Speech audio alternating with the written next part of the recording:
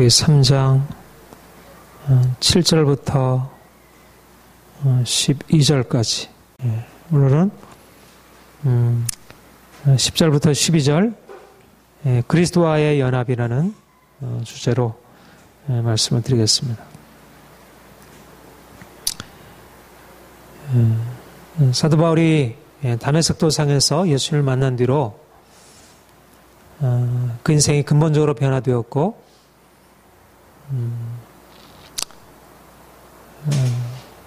그 인생의 중심 안에 그가 만난 예수 그리스도가 들어오시게 되었습니다.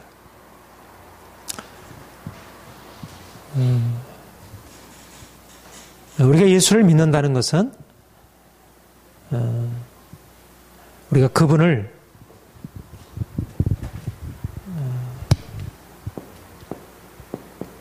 그리스도를 아는 것,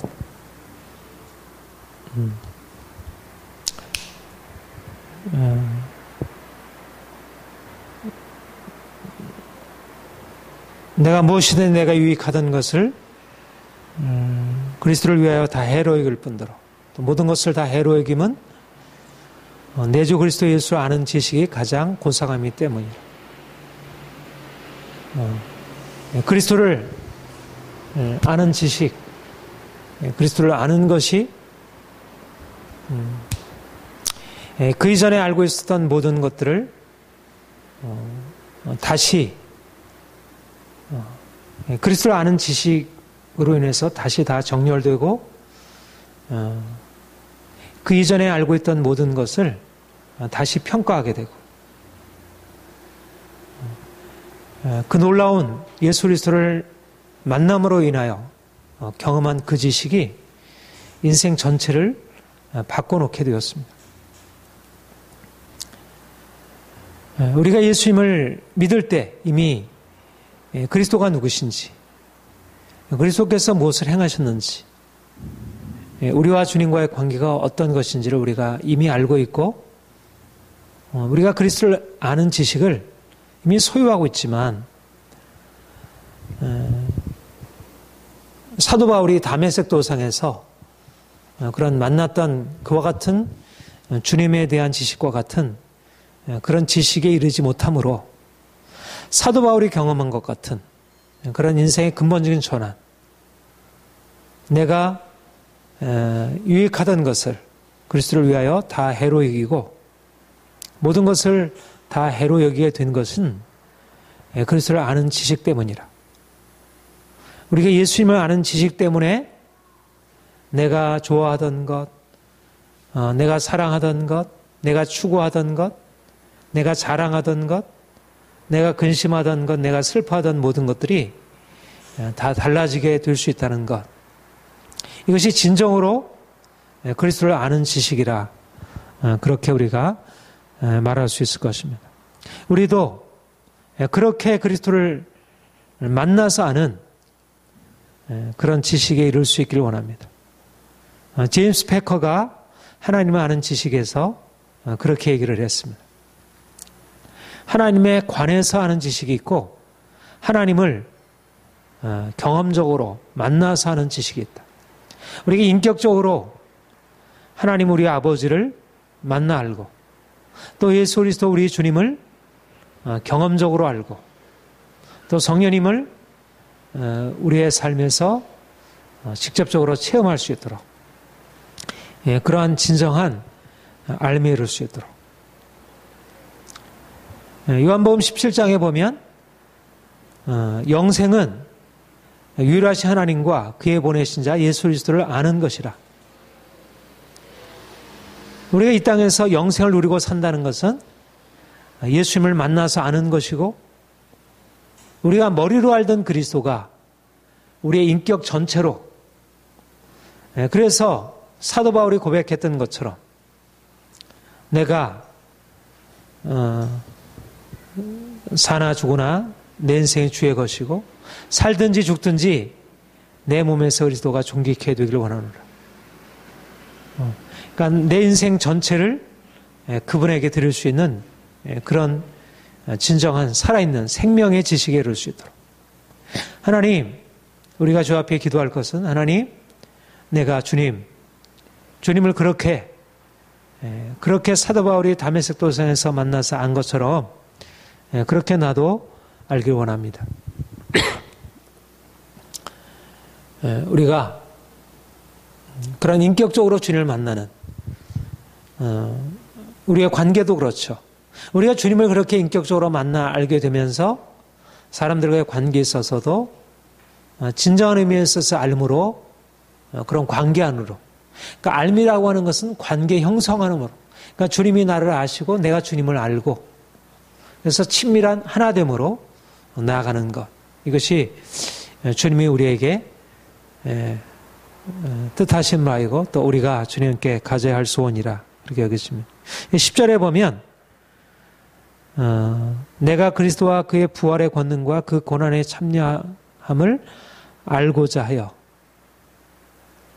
그의 죽으심을 본받아 어찌하든지 어떻게 해서든지 죽은 자 가운데 부활에 이르리라 하느니.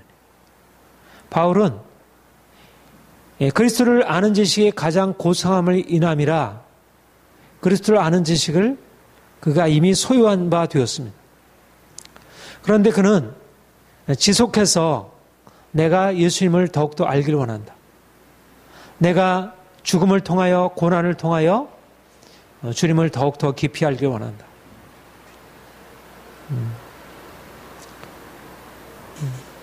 우리가 여러 번 설교를 듣고 성경 공부를 하고 여러 가지 성경의 말씀을 통해서 주님을 아는 지식을 갖고 있지만 그러나 우리의 심령 깊숙한 곳에 주의 성령으로 말미암아 우리가 그분을 깊이 알 수 있도록 우리가 전인격적으로 그래서 우리의 모든 것 다하여 주님을 사랑하고 섬길 수 있도록 그러한 삶에 이르기를 원합니다. 우리 골로새서 2장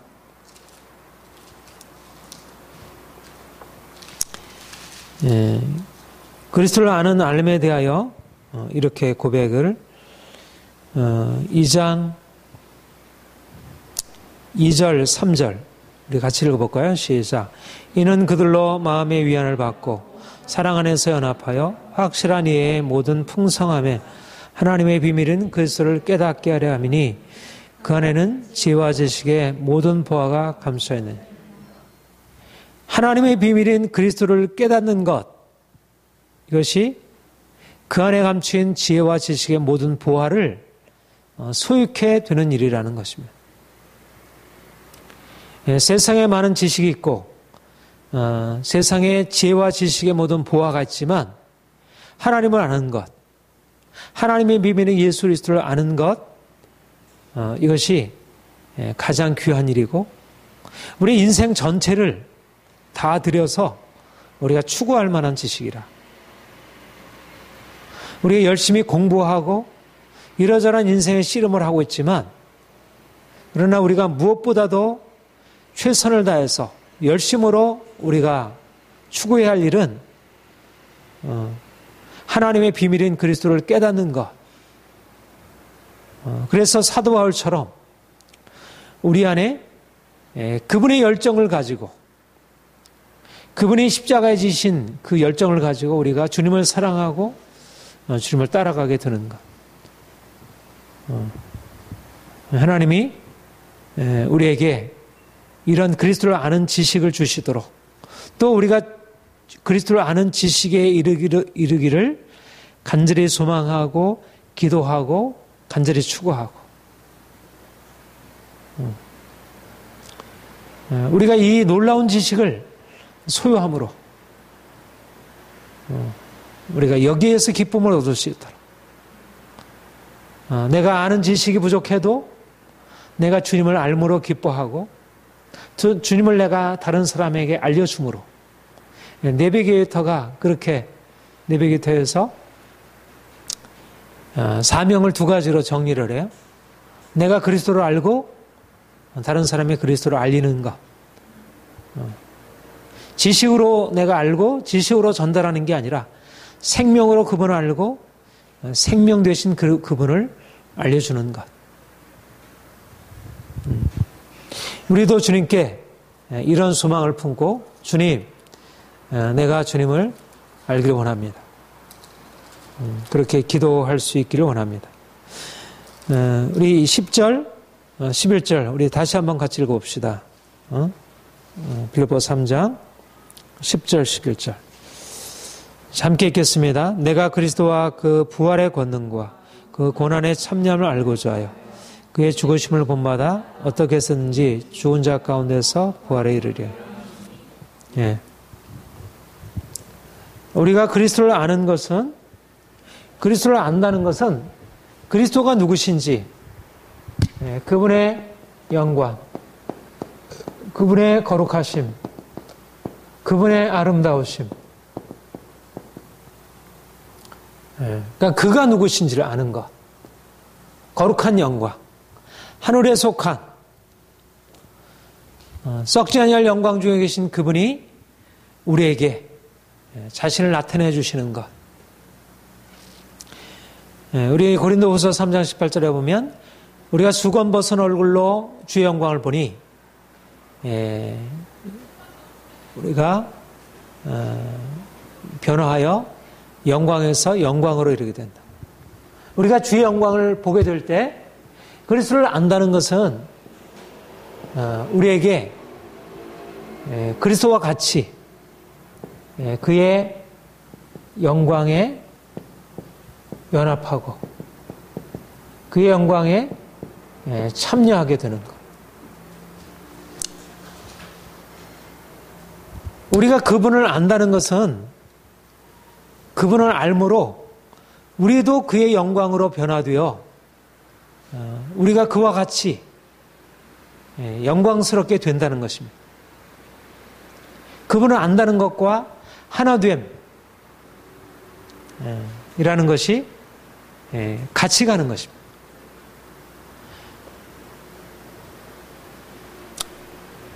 사람이 사람을 알 수 있죠. 그렇죠? 동물이 개가 아무리 사랑의 관계를 형성하려고 하더라도 아무리 사랑하는 강아지라 해도 내가 강아지를 알 수는 있지만 강아지가 나를 알 수 없고 친밀한 하나됨을 이룰 수 없잖아요. 그렇죠?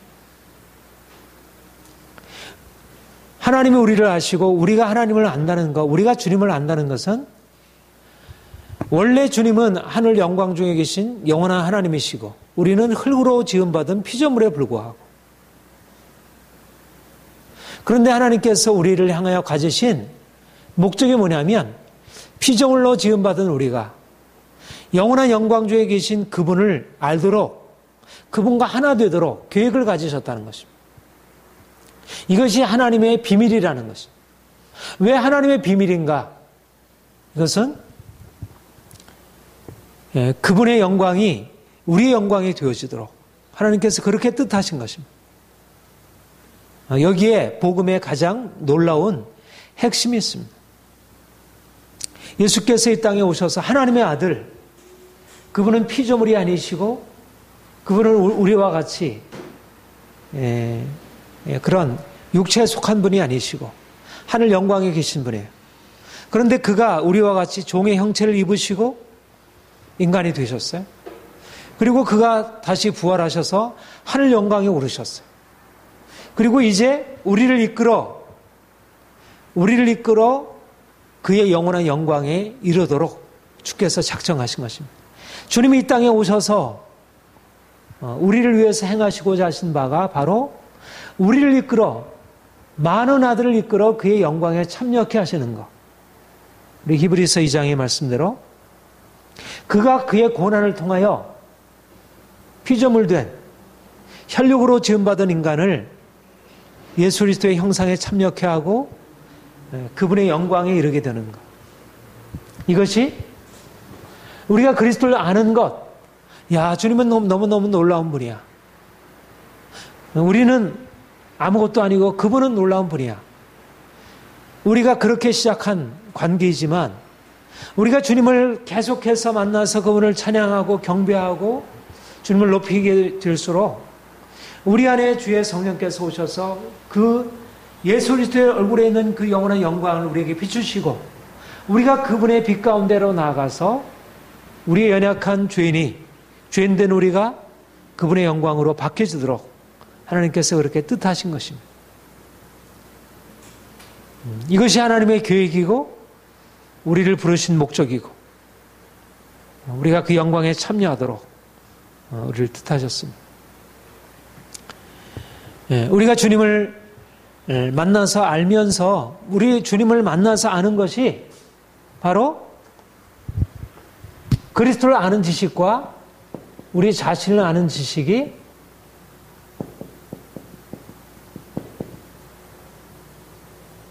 우리가 그리스도를 알게 되면서 우리 자신을 알게 되는 그의 영광에 참여할 존재로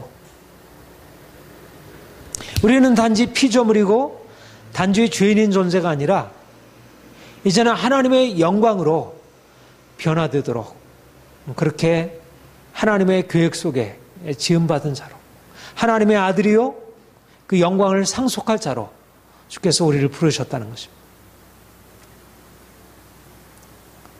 그러니까 우리가 주님을 아는 지식이 우리 안에 너무나 놀라운 기쁨과 감사와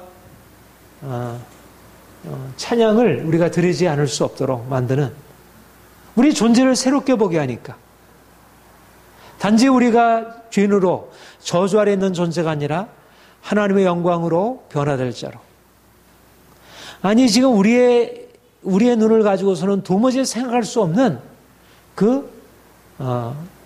주의 영광의 세계를 보게 하시고 우리를 그 영광으로 이끌어 가시는 왜 오늘날 많은 사람들이 예수님을 믿고 나서도 헛된 세상 영광을 추구하게 되냐면 그리스도 안에서 하나님이 우리에게 허락하신 그 놀라운 영광을 알지 못하기 때문에 진정으로 주님을 안다면 주님의 영광을 안다면 아무리 많은 돈을 준다 하더라도 아무리 세상에 큰 즐거움을 준다 하더라도 그것이 자신에게 의미가 없다고 고백할 수밖에 없을 것이에요. 근데 사람들이 주님을 알지 못하니까 주님의 영광으로 변화되어진다는 이 엄청난 소식을 들어도 내가 그의 부활의 영광에 함께 참여하게 된다는 얘기를 들어도 그게 당장 주어지는 돈 몇천만 원에 비해서 대단한 것이 아닌 것으로 여겨져요. 그래서 우리가 그러기 때문에 우리가 날마다 주님께 나아가서 주의 영광을 바라볼 필요가 있는 것이 우리가 주의 영광을 바라보아야 우리 자신이 누구인지 우리를 하나님이 얼마나 존귀하게 지으셨는지 우리를 향한 하나님의 계획이 얼마나 놀라운 것인지를 우리가 주님을 볼 때 비로소 우리 자신을 보게 되고 이거는 보통 말하는 어떤 자긍심이 아니고 자존감이 아니고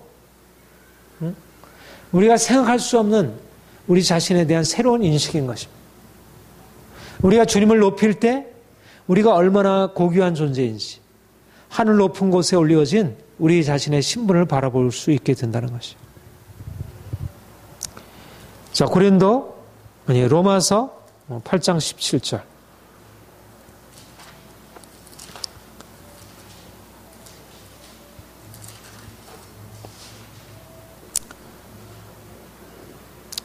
우리 함께 읽겠습니다. 자녀이면 또한 상속자, 곧 하나님의 상속자요. 그래서 함께한 상속자니 곧 받기 위하여 좀 더 게 받아야 할 것이니라. 우리는 하나님의 자녀이고요. 하나님의 자녀라고 하는 것은 그리스도와 함께 영원한 영광을 상속받을 후사라는 것입니다. 우리가 예수 그리스도와 함께 그 영광에 참여할 자로 부르심을 받았다는 것. 그 영광에 참여하기 위하여 함께 고난을 받아야 될 것이니라. 예수 그리스도께서 고난을 통하여 영광에 이르셨듯이 그가 죽음을 통하여 부활에 이르셨듯이 우리도 또한 우리가 주님의 영광으로 그 부활의 영광으로 우리를 높이시기 위하여 우리가 부름받았기 때문에 우리가 이 땅에 살지만 우리는 하늘 영광에 오르기 위하여 이 땅에 사는 삶은 결국 하늘 영광에 이르기 위하여 그리스도와 함께 죽음에 고난에 동참하는 삶으로 주께서 우리를 이끄시고 있다는 것. 그러니까 내가 어디를 향하여 부름받았다는 사실을 알게 될 때 내 인생이 어느 방향으로 나가야 할지, 우리가 이 세상의 영광이라고 하면 우리가 이 세상의 영광을 얻기 위한 그 길로 나가게 되겠지만, 우리가 예수 그리스도와 함께 하늘 영광에 이르기 위하여 부름을 받았다면 예수 그리스도가 가신 그 길을 따라, 고난의 길을 따라서 우리가 그 영광으로 행진해 나가는 것입니다. 로마서 8장 29절 우리 같이 읽겠습니다. 시작. 하나님이 미리 하신 자들을 또한 그 아들의 형상을 본받게 하기 위하여 미리 정하셨으니 이는 그로 많은 형제 중에 맏아들이 되게 하려 하심이라. 여기 그 아들의 형상을 본받게 하기 위하여라고 할 때 수모르페라는 말을 썼어요. 그 아들의 형상을 본받게 하기 위하여. 그런데 빌립보서 우리 본문에 죽은 자 죽으심을 본받아 할 때 같은 단어를 썼습니다. 그러니까 우리가 그분의 영광에 참여하는 것, 그의 형상에 참여하기 위하여 우리가 부름을 받았다는 것, 그의 영광스러운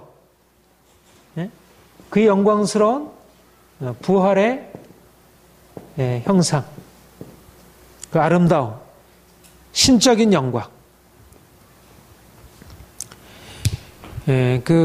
우리가 창세기 1장 27절, 26절, 27절에 하나님의 자기 형상, 26절에 하나님이 우리가 우리의 형상을 따라, 우리의 모양을 따라 사람을 만들자. 모양, 형상. 그러니까 하나님의 형상을 따라서 인간이 지음을 받았어요. 그런데 이제 예수 그리스도 안에서 우리가 새로 지으심을 받아 할 때 우리가 그 부활하신 그분의 형상에 따라 우리가 새로 지으심을 받는 것입니다. 우리가 그분의 영광에 참여하는 것. 그런데 아담이 처음 지음 받았을 때는 하나님의 영원한 형상을 진흙에다 담은 것입니다. 그런데 이제 우리가 예수 그리스도의 형상으로 변화되는 것은 그리스도의 형상에 우리가 함께 참여해서 그 영광이 우리 안에 남김없이 빛나게 되는 그와 같은 변화로 우리가 그분의 형상에 동참해서 우리가 죄인이고 우리가 흙으로 지음받은 자이고 육체로 지음받은 자인데 불과한 우리가 이제 예수님을 닮아 그 거룩하고 아름답고 흠없는 그 온전하신 주님을 닮아 우리가 그분의 영광으로 우리를 바꾸시게 하셨다는 것입니다. 이것이 하나님의 계획이고 우리 모든 그리스도인들을 향하여 하나님의 그 계획을 가지고 있는 거예요. 우리 한 사람 한 사람에게 예수 닮은 그 아름다운 형상으로. 그러니까 우리가 인격적 우선은 물론 장차 우리가 주님이 이 땅에 다시 오실 때 요한이 졸리면 일어서 있어. 주님이 다시 오실 때 우리가 우리의 몸, 우리의 육의 몸까지 그렇게 변화되어서 영광스럽게 변화되겠지만 우리가 우선은 예수님의 아름다운 형상으로 그의 성품으로 우리가 놀랍게 변화되고 그것은 이 땅에서 이미 이루어지는 일들이죠. 그러니까 우리가 이제 마음에 품어야 할 것은 뭐냐면 하나님이 우리를 부르신 목적, 우리가 그 그리스도를 알고 그리스도의 영광에 함께 변화되어지도록 우리를 그렇게 목표로 해서 부르셨고 우리를 그렇게 이끌어가죠. 미리 아신 자들로 그의 아들의 형상을 본받게 하기 위하여 미리 정하셨으니 우리의 예정의 목적은 뭐냐면 그의 아들의 형상을 닮아 변화되는 것. 바울이나 요한이나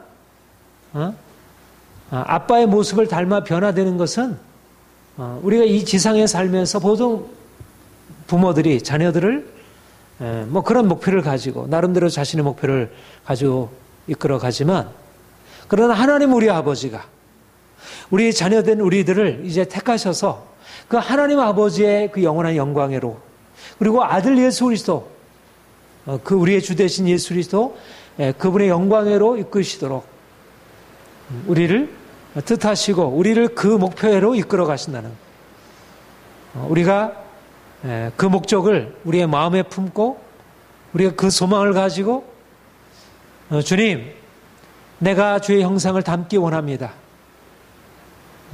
그러니까 우리가 그렇게 변화되면 얼마나 기뻐하겠어요. 우리 하나님 아버지. 하나님이 우리에게 기뻐하시는 것은 다른 것이 아니고 우리 안에 주의 마음이 심어지고 우리의 성품이, 우리의 인격이 온전하게 변화되는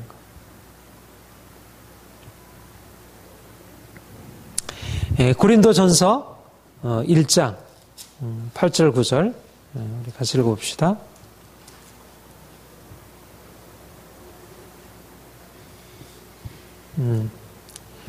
우리 같이 읽읍시다. 시작. 주께서 너희를 우리 주 예수 그리스도의 날에 책망할 것이 없는 자로 끝까지 견고하게 하시리라. 너희를 불러 그의 아들 예수 그리스도 우리 주와 더불어 교제하게 하시는 하나님은 미쁘시도다. 여기서 너희를 불러 그의 아들 예수 그리스도와 함께 그래서 우리 주와 더불어 교제하게 하시는, 여기서 교제한다는 말은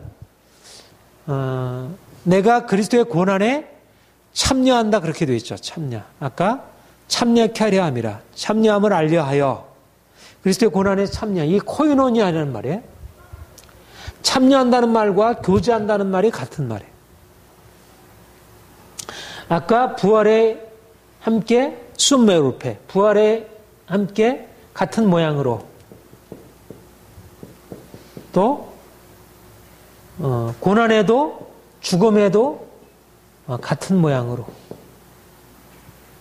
그리고 참여함, 우리가 그의 죽으심에 본받아 그 고난에도 참여하고, 여기 고린도 전서 1장 8절 9절은 우리 주 예수 그리스도로 더불어 교제하게, 그 영광에 함께 참여, 영광에 참여하는 것입니다. 예. 그러니까 주님의 죽으심에 함께 같은 모양이 되고, 그의 종의, 그의 그 낮은 형상에 우리가 같은 모양이 되고, 우리가 그의 부활의 영광에 같은 모양이 되고, 우리가 그의 고난에 함께 참여하고, 또한 그의 영광에도 함께 참여하고 교제하고, 예. 교제하려면 같이 참여해야 되는 거죠. 그렇죠? 하나님이 우리를 그분의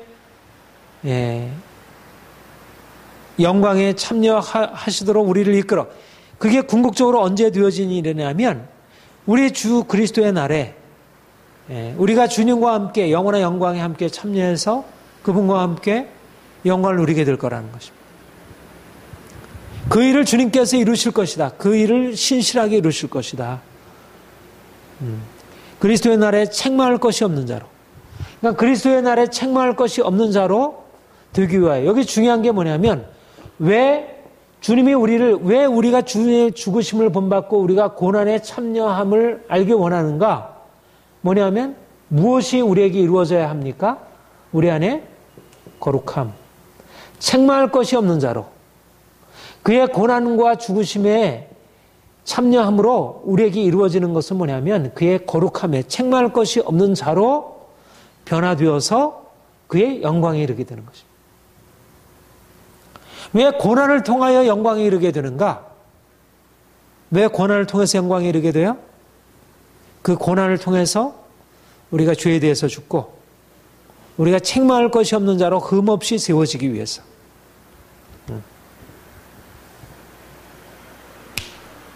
그래서 고난에 참여하고 그의 부활의 영광에 참여하는 것입니다.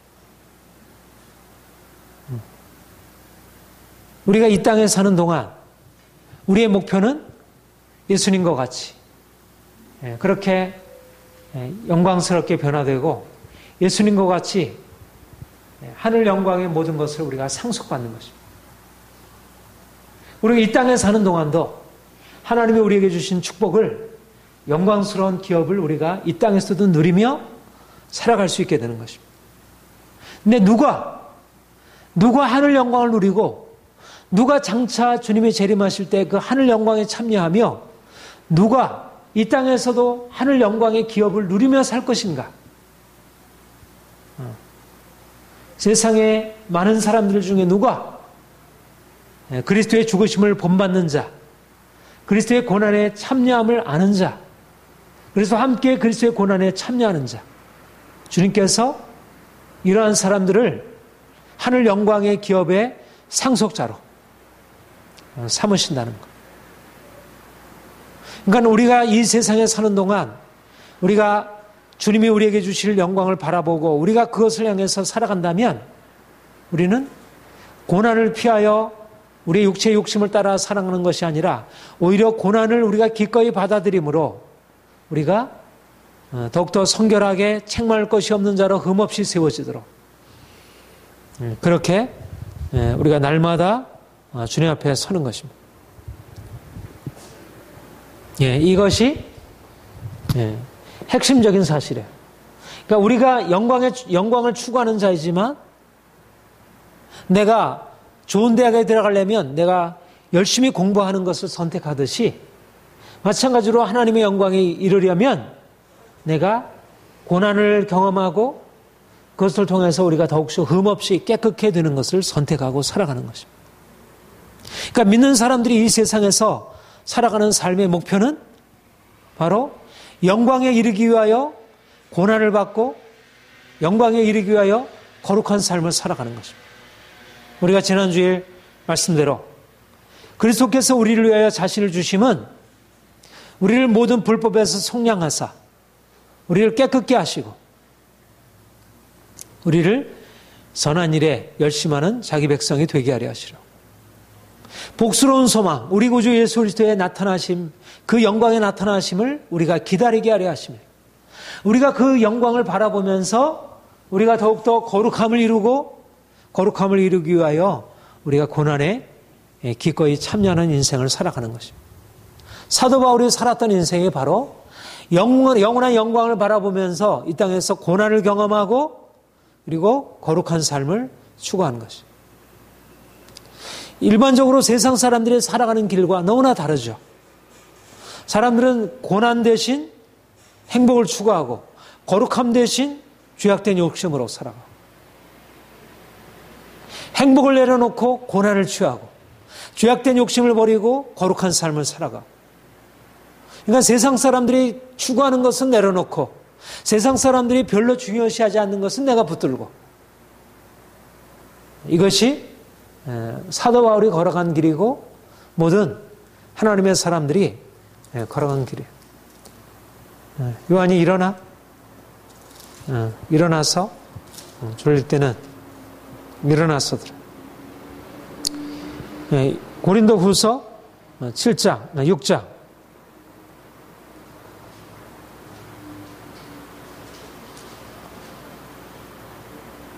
6장 3절부터 6절까지 한번 같이 읽겠습니다. 시작. 우리가 이 직분이 비방을 받지 않게 하려고 무엇이든지 아무에게도 거리끼지 않게 하고 오직 모든 일에 하나님의 일꾼으로 자천하여 많이 견디는 것과 환난과 궁핍과 고난과 매맞음과 갇힘과 난동과 수고로움과 자지 못함과 먹지 못한 가운데서도 깨끗함과 지식과 오래 참음과 자비와 성령의 감화와 거짓 없는 사랑과 거기까지요. 그러니까 사도 바울이 자기가 살았던 삶을 열거해요. 그런데 4절 5절에 그가 열거하는 것은 하나님의 일꾼으로 하나님의 일꾼의 표징이 뭐냐?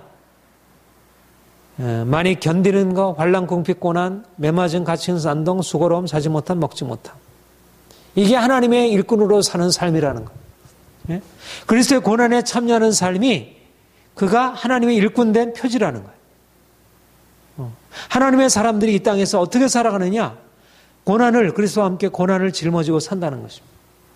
그리고 6절에는 깨끗함과 지식과 오래 참음과 자비와 성령의 감화, 거짓 없는 사랑과 깨끗함, 거룩함, 의로움. 우리가 디도서 2장 12절 말씀대로 신중함과 의로움과 경건함으로, 깨끗함으로. 그러니까 다시 말하면 오늘날 사람들이 추구하는 것은 내려놓고 사람들이 별로 중요시 않게 여기는 것은 내가 붙들고, 이것이 그리스도인의 삶이고 이것이 하나님의 일꾼의 삶이라는 것입니다. 사도 바울에게 있었던 소원은 바로 이러한 소망입니다. 내가 그리스도와 그의 부활의 권능과 그의 고난의 참여를 알고자 하여 어찌하든지 죽으심을 본받아 죽은 자 가운데 부활에 이르려. 우리가 이 땅에 사는 동안 많은 사람들이 소원하고 바라는 것, 좀 더 돈 많이 벌어서 내 인생에 좀 행복하게 살고 싶다. 많은 사람들이 나를 좀 성공했다고 인정해주는 그런 인생을 살고 싶다. 그런데 사도 바울이 가졌던 소망은 이미 그가 예수를 아는 지식의 가장 고상함을 알았고, 그래서 그를 위하여 모든 것을 다 내어버렸고, 이제 그가 원했던 것은 뭐냐면 이제 그리스도를 알고 그분을 아는 그 지식으로 그가 그분의 영광에 참여하기를 원하고, 그 영광에 참여하기 위하여 고난에 참여하고, 그의 죽으심에 본받아 죽음으로 말미암아 그의 영광에도 함께 연합하게 되는 그런 인생을 소원했습니다. 우리도 우리의 평생의 소원은 사도 바울과 같은 소원, 주님, 나도 사도 바울처럼 다메섹에서 주님 만나서 내 인생에 새로운 근본적인 변환이 일어나고, 사도 바울이 일평생 추구했던 소원처럼 내가 그리스도를 더 깊이 알고 그리스도의 부활을 알고 그 권능을 알고 그 죽으심을 알고 그 고난을 알고 그 영광을 아는 그런 인생 살기 원합니다. 하나님, 나에게도 그런 은혜 주옵소서. 이것이 우리에게 가장 정상적인 목표인 것이고, 세상 사람들과는 전혀 다른 목표가 되겠습니다. 우리 본문 다시 돌아와서 3장 12절 우리 같이 읽겠습니다. 시작. 내가 이미 얻었다 함도 아니요 온전히 이루었다 함도 아니라 오직 내가 그리스도 예수께 잡힌 바 된 것을 잡으려고 달려가노라. 그가 지금 추구하는 것이 무엇입니까? 어찌하든지 죽은 자 가운데서 부활의 영광에 이르게 하는 것, 죽으심을 본받아 이 죽으심의 이 광야를 통과하여 가나안 땅에 이르는 것, 이 죽음의 과정을 통해서 부활에 이르고 고난을 통해서 영광에 이르는 것, 이것이 사도 바울이 가졌던 삶의 추구였습니다. 그런데 내가 이미 얻었담도 아니고 이뤘담도 아니고 아직 내가 그것을 잡지 못했다. 내가 그것을 잡으려고 이제 쫓아간다. 이렇게 고백을 하고 있어요. 여기 보면 내가 잡힌 바 된 것을 그리스도 예수께 잡힌 바 되었다. 잡힌 바 되었다는 것은 뭐야? 내가 주님을 잡은 것이 아니고 주님은 나를 잡으셨다는 것입니다. 여기에 중요한 은혜 고백이 있는 거죠.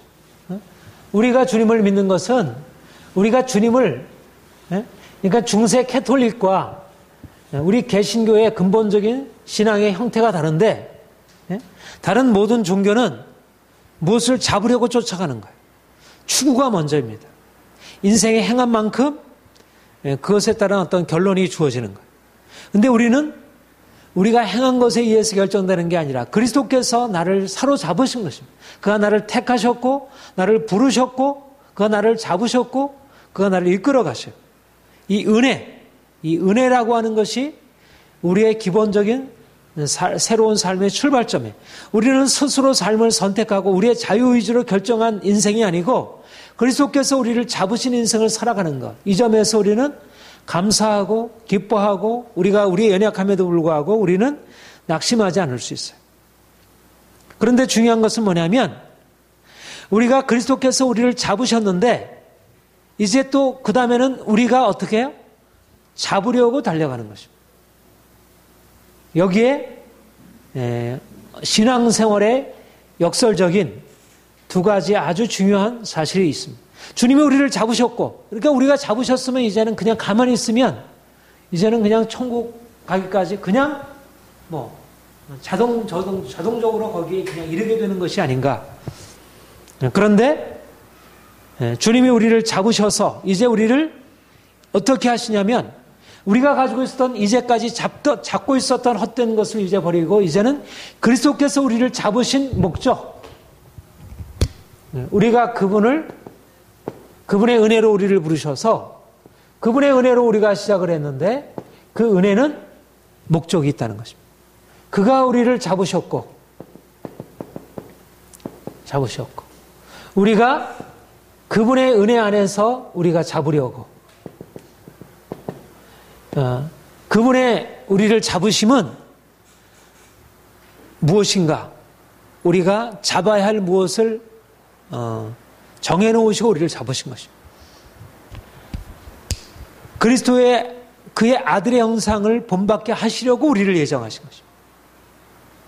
그리스도의 아들의 형상을 본받는 것을 목표로 해서 우리를 예정하시고 우리를 부르시고 우리를 이끌어 가시고, 그러니까 우리는 이제 은혜 안에서 시작했고 그 은혜 안에서 그분이 은혜로 부르신 목적, 우리가 지난주 설교에도 말씀을 드렸지만 그가 우리를 부르신 것은 우리를 불법에서 깨끗게 하시고 우리 속량하사 우리를 깨끗게 하사 우리를 선한 일에 열심하는 백성 삼으시려고, 우리가 이 세상에서 정욕을 버리고 신중함과 의로움과 경건함으로 이 세상에 살 수 있도록, 우리가 이제까지 살던 인생을 이제는 하나님의 목적에 맞추어서 살아가도록 주께서 우리를 부르시고 우리를 이끌어 가신다는 것입니다. 믿음이란 뭐냐면 결국 그 은혜 안에서 주님이 우리를 이끄시는 목적을 향하여 달려가는 인생입니다. 은혜가 없이 달려가게 되면 자기의 의를 추구하는 인생이고 율법적인 의가 되고, 그것은 오히려 하나님 앞에 자기 열심이고 이스라엘 백성들의 추구처럼 자기들이 하나님을 위하여 열심을 추구했지만 그러나 지식을 따른 것이 아니고 하나님의 의를 버리고 자기 의를 잡으려고 했던 것입니다. 이스라엘 백성들이 그래서 의에 이르지 못했다고 했어요. 주님의 은혜로부터 잡히지 않고 내가 잡으려고 쫓아가는 인생은 진정한 의미에서 주님이 우리를 부르신 그 영광으로 우리가 죽음을 통해서 영광에 이르는 건데 어떻게 우리가 그 죽음을 통하여 영광에 이르는 길을 우리가 스스로 선택해서 갈 수 있겠어요? 그가 우리를 잡아주셔야. 이것이 은혜가 아니면 안 되는 일이에요. 그러나 은혜로 되는 일이지만, 전적인 하나님의 은혜이지만, 그러나 또한 우리에게는 하나님이 우리에게 정해주신 그 목표를 향하여 우리가 함께 동의하고 열심을 당하여 그리로 추구하고 이제까지 우리의 삶을 다 들여서 고난에 기꺼이 참여하고 거룩함에 이르려고 하고 어찌하든지 죽은 자 가운데서 부활에 이르려고 하는 적극적인 우리의 의지적인 열정과 결단과 나아감과 싸움과 씨름이 우리에게 동시에 함께 있다는 것입니다. 그러니까 은혜라고 하는 것이 우리가 지난번 빌립보서 2장에도 말씀, 너희 안에 행하시는 하나님이시니 그가 너희로 소원을 두고 행하게 하신다는 것입니다. 하나님이 우리로 하여금 소원을 두고 앞으로 나아가야 거룩하고 흠없는 삶을 향해 나아가도록 우리를 이끌어 가시는 것입니다. 그러니까 은혜는 우리를 소극적으로 만드는 것이 아니라 더 적극적으로 해서 하나님이 우리를 부르신 목적을, 우리가 세상에서 내가 돈 벌기 위하여 권력을 차지하기 위하여 사람들에게 인정받기 위하여 여러 가지 행복을 얻기 위해 인생을 적극적으로 추구하며 살아가는 많은 인생이 있지만, 이제 우리가 그리스도께 잡힌 바 되어 이제는 그리스도의 열정과 그리스도의 능력을 가지고 우리가 열정적으로 그분의 목적을 향해 달려가는 것입니다. 그러니까 은혜를 힘입은 사람은 오히려 이제는 은혜가 없을 때는 우리의 이 세상적인 목적을 가지고 살았다면 이제는 은혜를 통해서 우리에게 열려진 하나님의 영광, 그리스도의 영광, 우리가 사람이 도무지 생각할 수 없는 그 높은 목표, 그 높은 목표를 향해서 은혜 때문에, 은혜가 아니라면 생각도 못하지만 은혜가 있으니까 좋은 선생님 만났기 때문에 내가 좋은 대학을 목표로 할 수 있듯이 은혜가 있으니까 내 인생의 목표를 저 예수 그리스도의 그 아름다움과 영광을 향해서 나아가는 목표를 잡고 나아가는 것이죠. 그러니까 은혜로 사는 사람은 결코 인생을 소극적으로 살지 않고 그렇게 피동적으로 살아가지 않고 수동적으로 살아가지 않고 그 은혜 때문에 적극적으로 그가 우리를 잡으시고 이끄시니까 내가 필요할 때마다 그분에게 구하면 그분이 오셔서 샘 주시고 우리를 격려하시고 그분의 지혜와 능력을 주시고, 그래서 은혜로 사는 인생은 아주 힘 있는 인생으로 살아갈 수 있도록 그렇게 행하시는 것입니다. 하나님이 지금 요즘에 우리 교회에 말씀하시는 것이, 우리가 이제 주의 은혜를 받았다. 우리가 이전에는 우리가 하는 것이 아니라 주님이 하셨다. 이 첫 번째, 이 시작을 주님께서 하셨다는, 우리가 하는 게 아니고 주님이 하신 거야. 네가 하려고 하지 말고 주님께 맡겨. 그런 어떤 하나님의 전적인 은혜라고 하는 사실을 가르쳤다면, 우리가 이제 주님의 은혜를 받은 자로서 어떻게 하나님이 우리를 부르시는 목적, 그 영광이라는 목적, 그 거룩이라는 목적을 향하여 우리가 나아갈 것인지, 우리가 그 목적에 동의하고 우리가 그분이 우리를 잡으신 바, 잡힌 바, 우리가 예수께 잡힌 바 된 그 목적을 향하여 우리가 달려가는 인생을 살아가도록. 우리는 목적을 가지고 있는, 목적이 이끄는 인생을 살아가는 것이고, 목적을 추구하는 인생을 살아가죠. 그러니까 세상 사람들이 가지고 있는 목적과는 다른 차원의 목적을 주님이 우리에게 허락하시고 우리를 이끄시는 것입니다.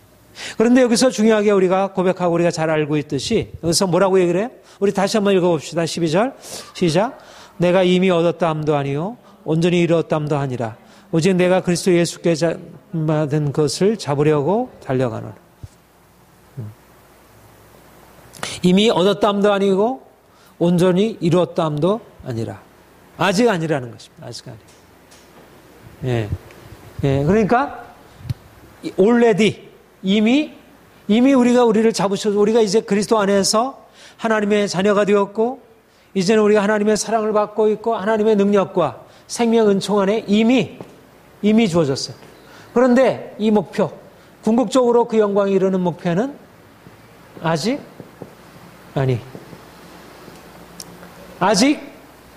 우리가 얻지 못했고 아직 잡지 못했고 이제 잡으려고 앞에 높여 있는 목표를 한가했어요.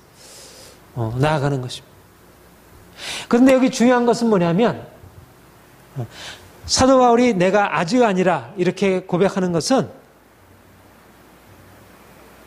우리가 가지고 있는 일반적인 상식에서 아직 아니가 아니고, 여기서는 그 영광의 주님을 알고 있기 때문에, 그 놀라운 영광을 알고 있기 때문에 이 세상에서 자신이 누리고 있는 것이 아직, 특별히 그리스도의 영광 앞에 자신이 얼마나 부족한 존재인지, 그 아름다운 영광 앞에, 그 온전함 앞에 예수 그리스도는 흠없는 어린 양이죠. 온전하신 분. 주께서 우리에게 말씀하시는 것은 내가 완전하니 하나님의 완전하신 같이 너희도 완전하라. 내가 거룩하니 너희도 거룩하라. 우리를 부르신 자처럼 그렇게 거룩한 자로 우리를. 그러니까 하나님이 우리에게 주신 목표는 우리를 박사학위로, 그것도 보통 박사가 아닌 가장 탁월한 그런 박사학위로 우리를 부르신 것입니다.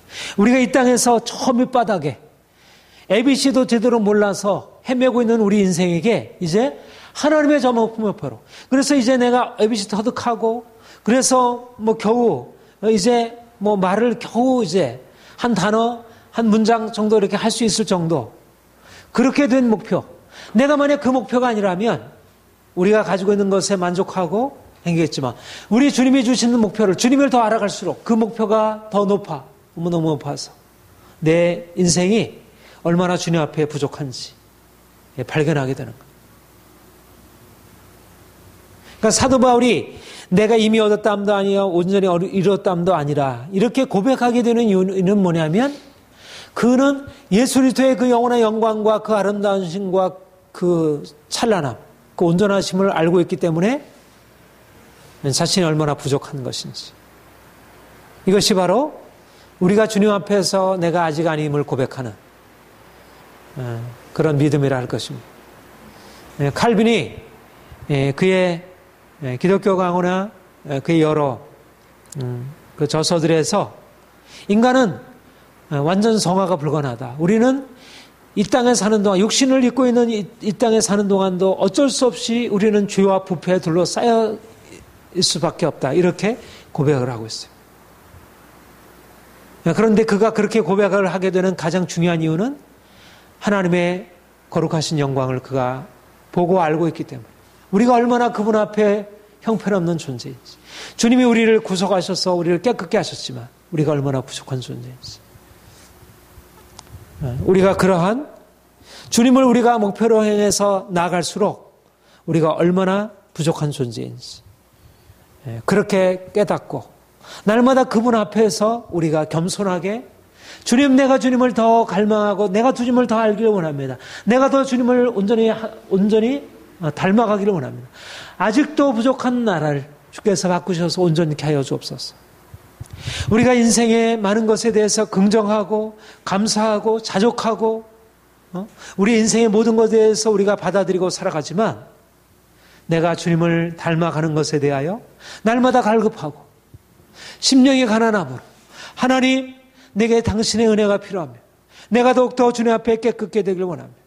내 자신에 대하여 의에 줄이고 목마르고 애통하고 가난한 심령으로 그분 앞에 서는 것입니다. 우리 안에 그런 은혜가 더욱더 있기를 원합니다. 하나님, 내가 주님 안에 더 온전케 되기 원하고 나의 부족함을 바꿔가기를 원합니다. 주님, 나를 바꿔주옵소서. 하나님, 우리를 바꿔주옵소서. 우리가 더욱더 온전하기를 원합니다. 이 정도면 우리가 사람들 앞에 서 있으면 이 정도는 나는 괜찮지 않아.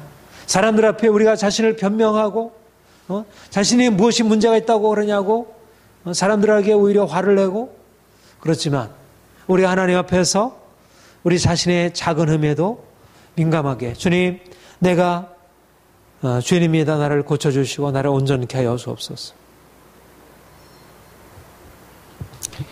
우리 고린도 후서 5장 7절 이거 보겠습니다.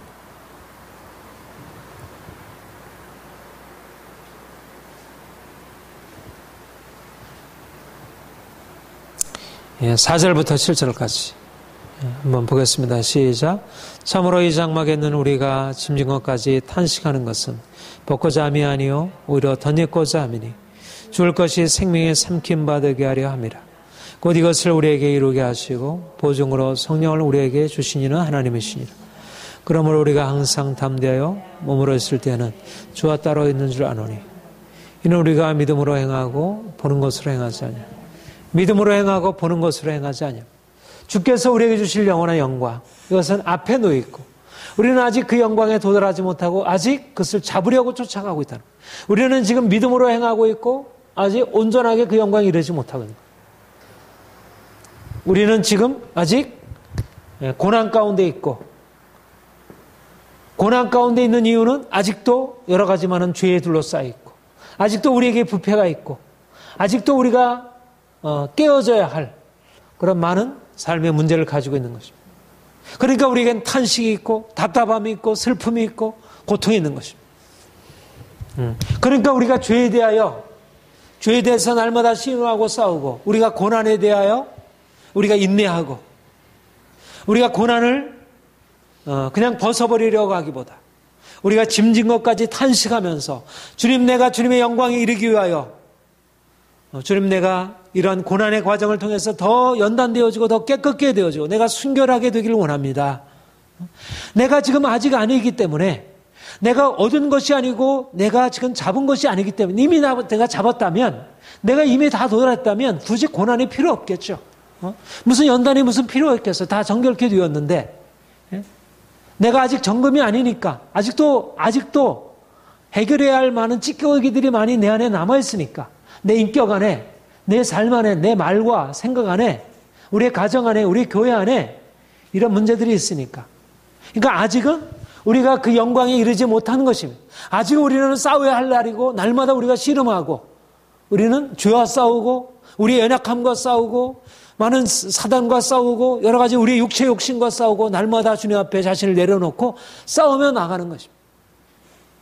싸움을 우리가 두려워하지 않고 싸움을 이상히 여기지 않고 그것을 기꺼이 받아들이고 고난의 과정을 기꺼이 받아들이고 그러나 분명히 목표는 우리는 아직 안 돼. 우리는 아직 아니잖아. 이거는 자신을 변명하는 말이 아니고 하나님이 우리에게 주신 목표, 영원한 영광, 앞에 그 영원한 영광이 우리 앞에 놓여 있고 우리가 반드시 그분의 영광에 이르게 되리라는 것을 바라보고 짐진 것까지 탄식하며 주님께서 우리에게 주실 영원한 처소로 덧입히기를 간절히 사모하며 그 영광이 우리에게 주어질 것을 바라보며 지금은 당장 고난이 되고 힘들지만 지금 이 싸움이 힘들고 언제나 이것이 끝날까 우리가 그런 생각이 들지만 그럼에도 불구하고 우리가 낙심하지 아니하고 이 싸움의 과정을 힘있게 싸워가는 것입니다. 달려가는 것입니다. 인내함으로 이것이 우리의 믿음의 과정입니다. 우리가 주님과 그 부활의 영광에 온전히 연합할 때까지 아직은 우리가 그 영광에 온전히 연합하지 못하고 아직은 주님은 그 영원한 영광의 주님은 저 앞에 계시고 저 멀리 계시고 우리를 오라 부르시는 거예요. 내가 이 간 길로 너희도 따라오너라. 나와 함께 이 고난에 참여하여 이 영광에 들어오너라. 성령께서 우리와 함께 격려하시면서 주님의 영광에 이르기 위하여 너도 함께 그 고난의 과정을 기꺼이 받아들여라. 더 이상 죄를 허용하지 말고 고난의 과정을 받아들여라. 그렇게 주님이 우리를 격려하시고 이끌어 가시고 있습니다. 우리가 사도 바울처럼 우리가 아직 잡은 줄로 여기지 아니하고 우리 앞에 주님이 우리를 그것을 위해서 잡으신 바 된 그것을 잡으려고 우리가 날마다 쫓아가므로 우리가 주님과 더 이 땅에 사는 동안도 더 깊은 온전한 교제에 이르고 그리고 장차 주님께서 영광주에 나타나실 때 그분의 영광에 우리가 참여할 수 있도록 우리가 이러한 믿음의 경주를 계속할 수 있기를 원합니다.